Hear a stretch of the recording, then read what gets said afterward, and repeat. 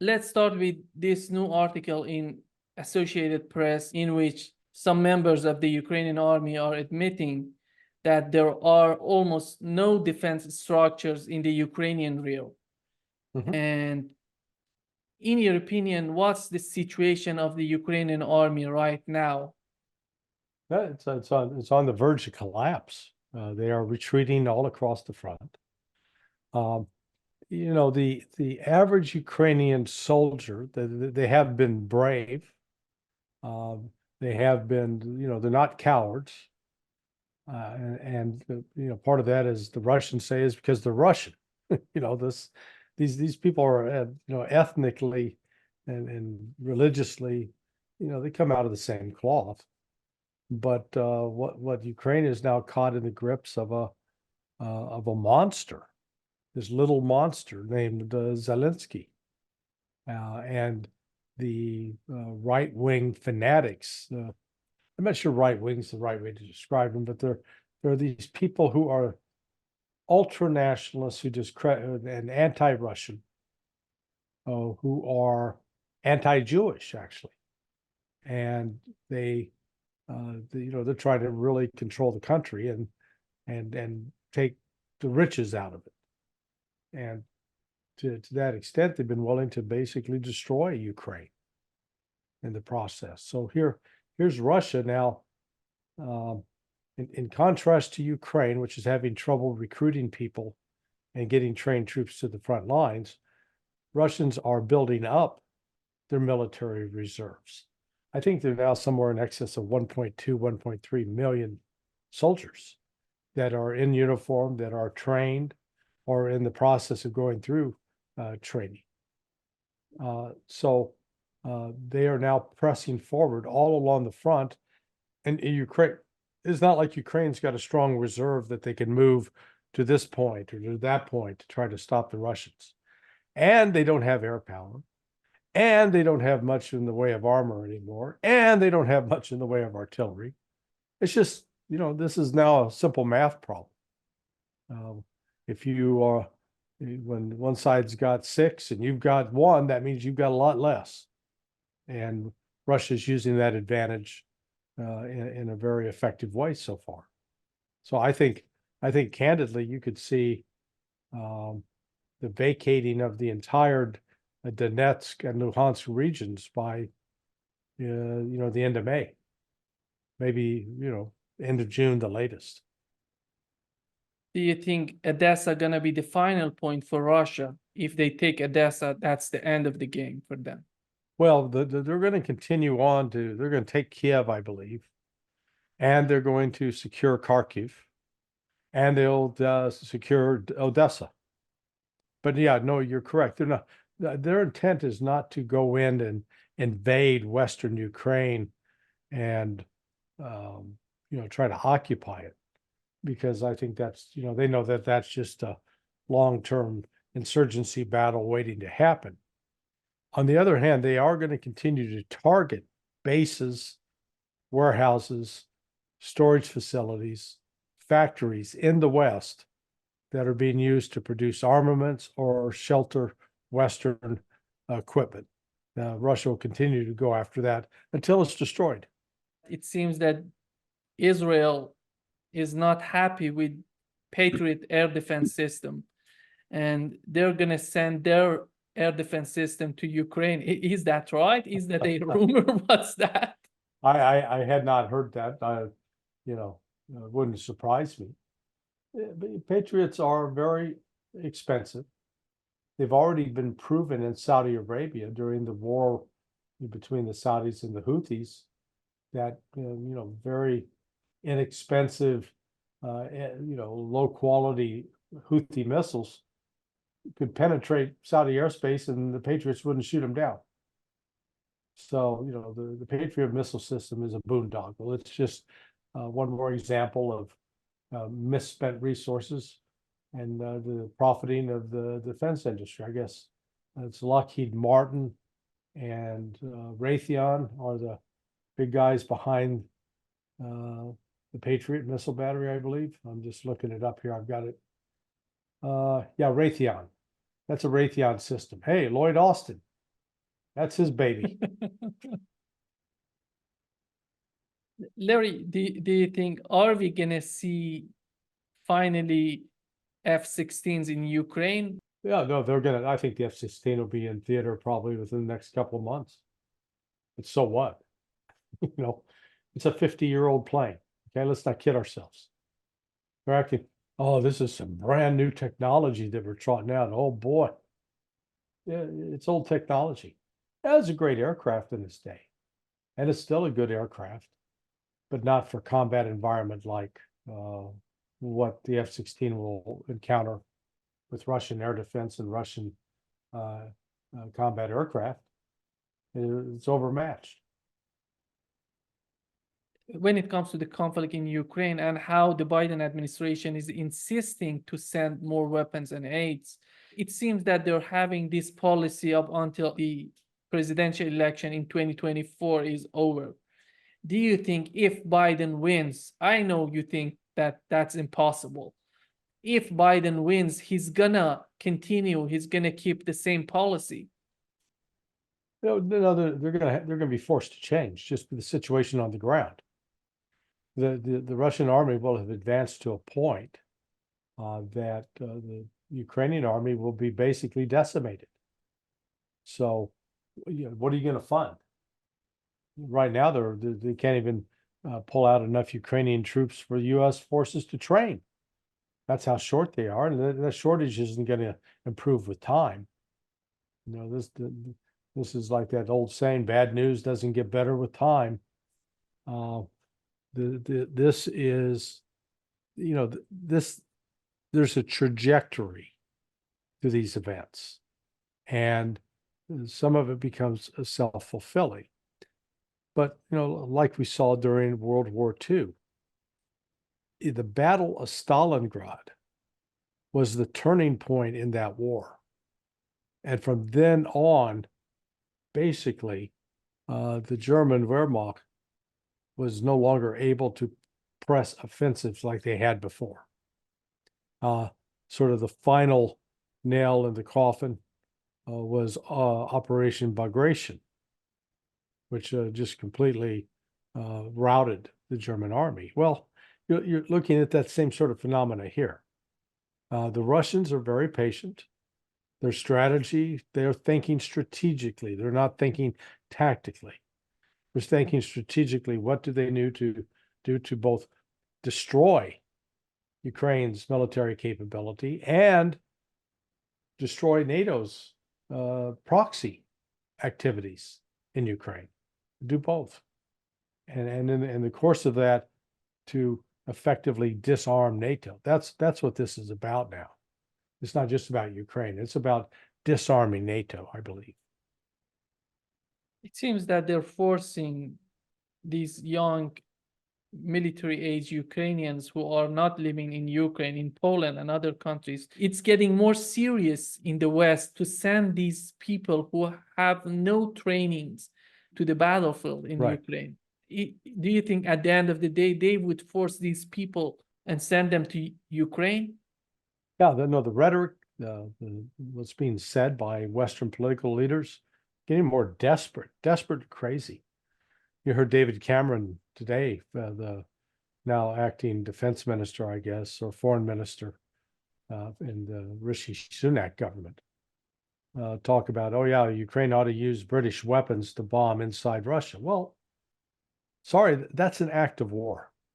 That's the British getting directly involved with the war. And the Brits are nowhere near capable of fighting a war. They are, you know, they're equivalent of somebody, a disabled person in a wheelchair. They can talk all the smack they want about being a professional boxer, but when you're a paraplegic and confined to a wheelchair, you're not going to be much of a boxer. That's Great Britain right now. They are incapacitated. But they're noxious. They are making threatening noises, and they're trying to fund mayhem. At some point, I think they're going to have to pay a price. Similarly, the French continue to, you know, the reports are out that a larger number of foreign legion are being inserted into Ukraine. Okay, insert them, they're going to get killed. It's not going to change the face of the battle. But what we are seeing is it's more strident, bellicose rhetoric on the part of the Brits and the French, lesser extent the Germans. And so as the situation gets more desperate, they're going to become more strident. And Russia is just going to be rolling along with, nothing really to stop them.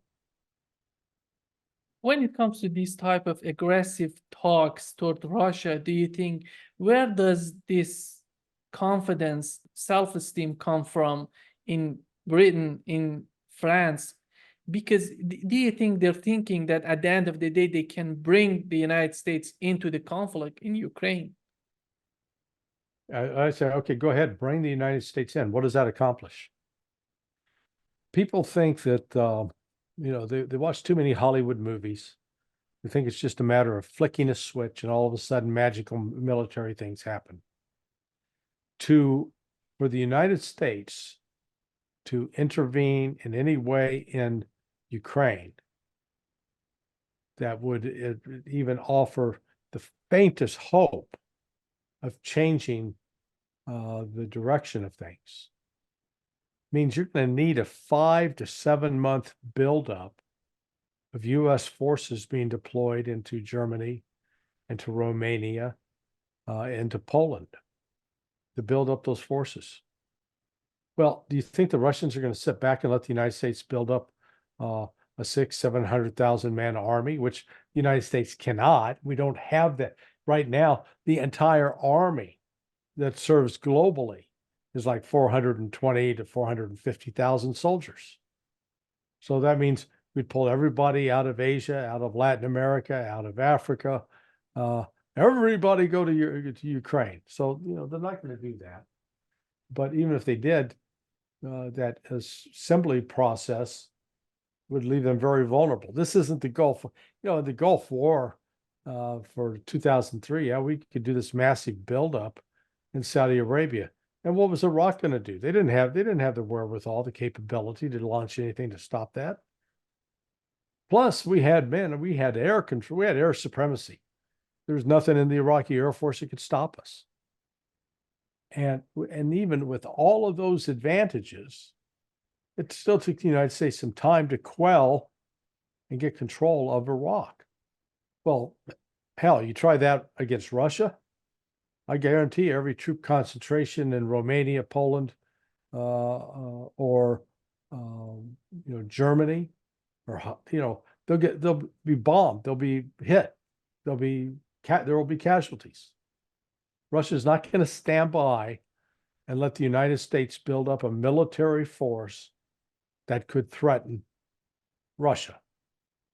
And at the same time, we'll destroy vehicles and planes in the airports. It's just, that's where it becomes war.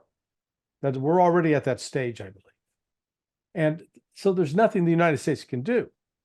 The United States does not have the actual physical capability to mobilize a force sufficient to turn around the situation in Ukraine. It's that simple.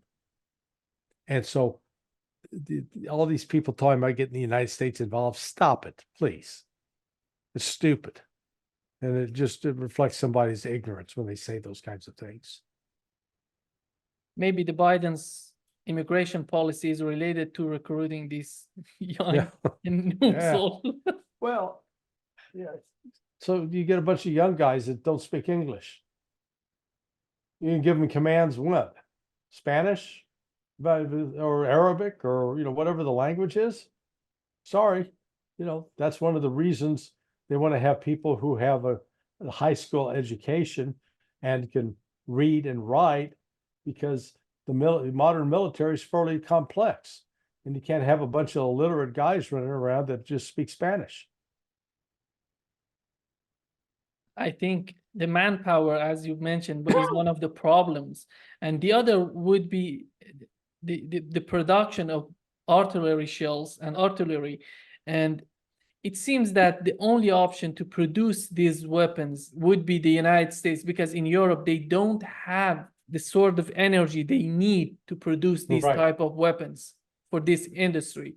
But it would be the United States, and in the United States, you have a monopoly of 5, 6 companies who are not willing to do that, because that Yeah. not Well, again, the United States is at a disadvantage. I was reading having the privilege of proofreading Andrei Martyanov's new book, and he's got one set of statistics in there that is quite revealing.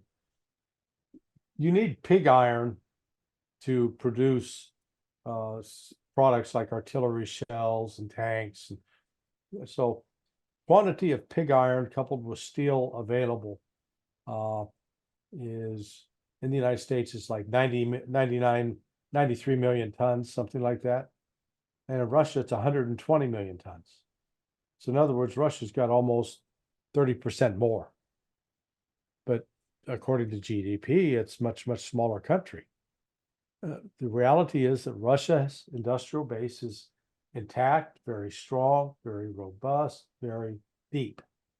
In the United States, no. Very shallow, very limited, and very fragile. And it is not in a position where it can sit down and start cranking out 100 new tanks a month or 50 new tanks a month, where it looks like the Russians can, or combat aircraft, artillery shells. I mean, there's the big one. The United States is not capable of producing artillery shells that can keep pace that at the rate of fire Ukrainians were using them up. So, it's just people need to get a grip on reality at some point. You can't continue to indulge this rich fantasy life. which means increasing the defense budget from 2% to 2.5% of their GDP doesn't make any sense. Well, we have been steadily increasing the defense budget since there's been a defense budget, since the end of World War II. Maybe there was one period, a couple of years where that declined, but not in the last 30, 40 years. And we're approaching almost $1 trillion. That is 3 to 4 times what Russia and China combined spend on defense. So you would think that we would be in such a superior situation, but we're not, because so much of the money is tied up in very expensive weapon systems that don't work. Aircraft carriers, prime example. Last one that rolled off was like $13 billion. Well, it can be overcome with a swarm of drones and a hypersonic missile or two. So that 13 billion can be sunk to the bottom of the ocean with about say $1 million worth of missile technology. Not a good return on your investment. Look at the F-35. Right now, the F-35 costs $100 million a plane. How many of them are combat capable right now or in operating working condition? 29%. So they have about over 70%. 7 out of every 10 F-35s is sitting in a warehouse somewhere unable to operate. And the Russians don't face that problem. So as I say, the United States is, in some respects, like an aging boxer. I mean, somebody who's now in their 70s. And boy, that aging boxer got hit in the head so many times before, can't really remember that he's no longer 20, 25, still thinks he is. And he's remembered back to his glory days, boy, when he was really a great fighter, punch, make those connections. But now he's over 70. He's got early onset Alzheimer's. His body is broken. Has, saved his money up, lives in nice digs, but is not capable of fighting like he did 50 years ago or 60 years ago. That's where the United States is. We could not, if we were fighting ourselves in World War II, the people we fought in World War II would kick our ass. They'd beat us. Because we, as long as we kept nukes out of it. You know, if we just had to go with our conventional arms and how we're trained today and how we're trained back then, you know, the group back then would beat the group now. There is a new report that it shows that Ukraine's public debt exceeded 85% of their GDP. Mhm. And we know this new aid to Ukraine is some sort of loan to this country. What's happening to this country, in your opinion? Because if they end up to be a landlocked and hugely in debt, in the point of view of Washington, how do they see the future of Ukraine, in your opinion? Well, BlackRock made a huge bet that they were going to make lots of money off of Ukraine because they're going to own all this farmland, have all this access to this mineral wealth, to oil, gas. But all that is in eastern Ukraine under the control of the Russians. And more of it's falling under the control of the Russians with every passing day. Ukraine, that's what I said, Ukraine's done as a country. They don't have an economic future. Their access to the Black Sea is going to be cut off. The richest, some of the richest farmland for growing wheat, that's going to be under the control of Russian-leaning population. It's just, you know, they don't have an industrial base. So they're not going to, and they're not going to be allowed to reconstitute a military base, that's for sure. So it's going to become, let's call it Northern Albania. Or Albanians who speak Russian. The other problem that it seems that would be the next conflict is in Georgia. Many people are asking Larry about this. How do you see, if you were to explain the situation, if you were to describe the situation right now in Georgia, in your opinion, what's going on there? CIA and British MI6 are trying to subvert the Georgian legislature. The bill that's before the legislature is being described as a pro-Russian bill. That's a lie. It's just it's very, very similar to the Foreign Agents Registration Act, FARA, here in the United States, which wants basically if you're getting paid in foreign money to do political things in your country, then by God, you got to report it. You can't hide it. That's all it's asking, disclosure for those who receive above, I think it's like 30% of their funding from overseas. Oh my God, CIA and Brits, you can't have that. It will expose us. Oh no, so we gotta, so they're out there paying money to get protesters in the street. They're trying to create a color revolution where the legislature will be forced to resign, forced to flee, and that they'll then put in puppets will be more easily manipulated by the West. But I don't think the Ukrainians are going to succumb to it. You know, they recognize what's at stake and they're going to fight back. They already got bamboozled once back in 2008. Georgians. Yeah, the Georgians, where they were, you know, encouraged to fight the Russians because it'd be an easy win. And turned out, nope, not so much. But I think Russia would not let anything like that happen again. Oh no, yeah, Russia. Listen, Russia has, I think, drawn the line. Western meddling is going to stop. The West cannot continue to accuse Russia of meddling in elections when the biggest meddlers in the whole damn world are the United States. So the United States needs to, you know, get its hands back in its pocket and go sit down in the corner. It's not just Russia. It seems that China is doing that, was always in the background of these conflicts. Right now, it's playing a role. We've learned that China is bringing Hamas and Fatah together to negotiate with each other. Well, yeah, as they should. You know, I must say I was guilty of accepting a lot of this, you know, propaganda that is designed to portray Hamas as this fierce international terrorist organization, this ultra rabid group of Islamic fanatics. Well, all of that's not true. It's propaganda. It is true that Hamas envisions itself as a Muslim movement, but it's not beholden to the Muslim Brotherhood. It's not the same animal that ISIS or Al Qaeda were. It's quite different.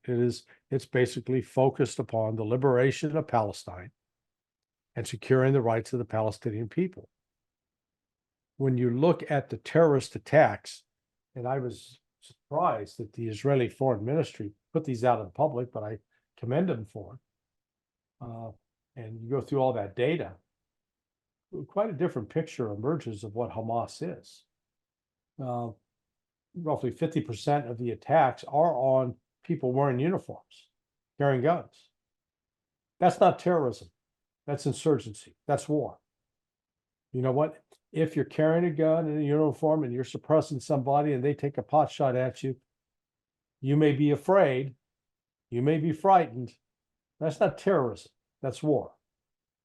On the civilian side, a large number of the civilian casualties on the Israeli side are around are settlers who've been involved with scrapes with the Palestinians trying to take their territory. What's really telling is that over a 24-year period, from 2000 to April of 2024, the Palestinian groups, both Hamas, Palestinian Islamic Jihad, and other unidentified groups or individuals, killed a grand total of 1,455 Israelis. That's about 60 a year. I'm, not belittling the deaths of those Israelis. That's a very small number. The Israelis were killing Palestinian civilians at a rate 6 times higher prior to October 7th. And since October 7th, the numbers are just off the charts. Israel has never been involved with killing this many Palestinian civilians in the history of Israel. This is really unprecedented, and people need to understand that. And so that's why, I personally am glad that there are global protests arising, condemning Israel, as it rightly should be, for being a terrorist state. So Hamas is not the terrorist state. Israel is. Larry, the new polls show that 58% of Israelis are in favor of immediate resignation of Netanyahu. Yeah. And how this policy has been working for him so far, in your opinion? Well, it's not working, but go back and look at the other part of that poll, I believe. How many would you support and want the current policy to change in terms of trying to rid the land of Palestinians? 78% said, oh, no, we're good with that. Oh, they just don't like Bibi. Hell, I don't like Bibi. But get rid of him, but it's not going to change Israel's policy much, other than you may have a new face to look at on the TV camera vowing that Israel's not going to quit. Larry, we've learned that Antony Blinken was talking with Saudis, and it seems that Washington wants to form a unified air defense system in the Middle East for these Arab states to against any Iranian attack on them. And yeah, what's I'm the sure policy right now? We're gonna give it to them, I'm sure. Wink, wink. No, this is just another scam. This is called "Make Raytheon Wealthy Again." Oh God, what a turkey the Patriot battery is. It really is. And the Russian air defense system, even the S-300, is so far superior to what the United States fields. If I'm the Saudis, I said, why am I going to pay for that expensive pile of crap when I can get the Russian version for a lot less money and it's more effective? Unless the Saudis have become poor horse traders or poor camel traders, I can't see them going down that road. Larry, don't you think that they're gonna send, because they have seen how these air defense systems are working in Israel and in Ukraine. That's why they're sending these old ones and they want to replace them because they want sell to Saudis to these Arab states and replace them by new systems. Do you think is that logic to think this way? Well, I mean, they want these states to buy the new stuff that Raytheon makes in order to keep Raytheon's bottom line healthy and going. But the question is, are they effective? Do they do what they're advertised to do? And they don't. They're not effective. So you're spending a lot of money for an air defense system that doesn't really defend you. How do you see right now in the United States the political situation, considering these students who are against the policy in Gaza? We've seen that there are some new rules by the politicians that they are defining anti-Semitism. And how do you see this type of reactions on the part of government, on the part of House, Senate, and Washington? Well, in part, it's deja vu all over again. I'm old enough to remember. You're not. Obviously, you weren't even born then, 1968. And back then, with the start of the anti-war movement around the world again, but it was particularly active in the United States among college students because they were facing the real prospect of getting drafted and being sent to Vietnam. That's not the case now. What's different now compared to then is the social media that's available to the college students and the people in their 20s and 30s is unlike anything that ever existed back in 1968. Back then, you still got your news from New York Times, Washington Post, Los Angeles Times, some newspaper, or a weekly magazine like Look or Life or Newsweek or Time, or the nightly news with Walter Cronkite and Jim Lehrer, Robin McNeil hour on PBS. Well, now what's happened? TikTok, Instagram, Twitter, Facebook, social media across the board, Telegram, gives you instant pictures, instant video, where you can see for yourself what's going on. And that is why I think part of it, that's playing a major role in flipping a lot of the youth onto an anti-Israel platform and a pro-Palestinian platform. And I think, I think we talked about this even on the Tuesday broadcast, but I'll bring it up again because I mistakenly identified the actress or misidentified the actress. But in the movie Exodus with Paul Newman and Eva Marie Saint, she was sort of the love interest. It was a brilliant propaganda piece designed to portray Israel in the best light possible. I mean, hell, they've even got scenes of one of the terrorists, the Israeli terrorists, the Jewish terrorists, and them breaking them out of jail, freeing Israeli terrorists so they can go attack more Palestinians and Brits. It's just, but that whole meme of that was portraying Israel as David and the nasty Arabs as Goliath. And also the movie ends with those nasty Arabs raping and killing this iconic little white girl, Danish girl, Karen. Well, that meme is no longer resonating with kids who are in their 20s or 30s, because what they're seeing are the bodies of Palestinian children, of mothers wailing over their dead babies, of civilians by scores, tens of thousands wounded and lying in blood and feces in hospitals. That's making an impression.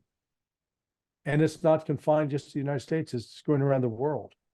So up to this point, that generation that's like 40 years of age and older, we'll call them the Exodus generation. They bought into the story of Exodus with, as Paul Newman so ably portrayed it. That's going away. And, I think that narrative is flipping fairly quickly. And Israel's in trouble in that regard.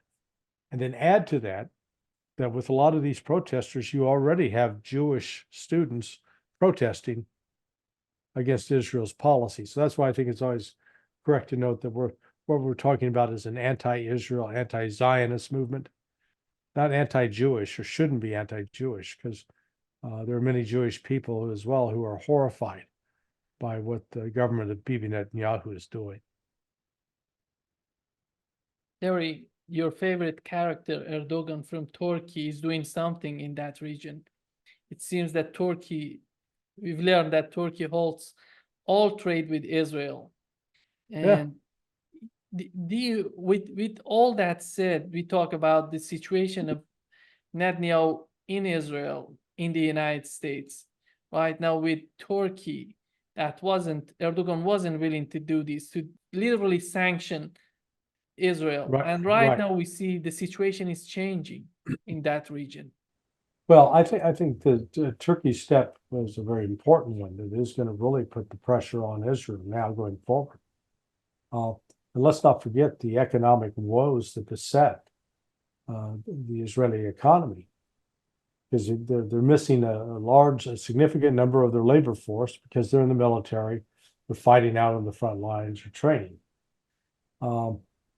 So then without those employees, businesses are operating at less than full capacity, in many cases having to shut down. That means that there's necessarily less spending money afoot, because sometimes you see these soldiers having to buy their own equipment in certain cases. So all in all, Israel's economy is that really hasn't been much in the news, but I think that's the bigger story. And that's what's really going to help constrain Israel's ability to continue attacking its neighbors. It'll be vulnerable, economically.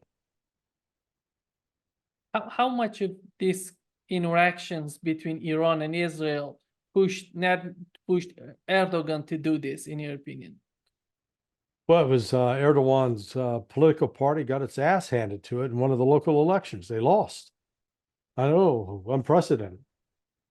And so he woke up and said, okay, we gotta do more than just talk. We gotta act. And that's why they did it. Larry, just wrapping up this session, I want to talk about Ukraine, just wrapping up. We've seen that Ukrainian Army soldiers are burning the Donald Trump's picture. And what's going on with them, and what's the necessity of doing this, getting involved in the U.S. domestic policy? I guess maybe that's the only thing they can do right now. They're getting beat. This is that simple. They are getting beat decisively. And their choices are surrender, die, or retreat. Nothing in between. Stand and fight. Yeah, stand and fight and get killed. So, I saw that one picture with these guys wanting to burn Trump's image. Go ahead, guys. Set him on fire. That doesn't help you one bit with the Russians. Doesn't hurt Donald Trump's feelings. In fact, if he's the one that created the image and is selling it, hey, he made some money off of selling his image. They burned it. Now they're going to have to buy another one.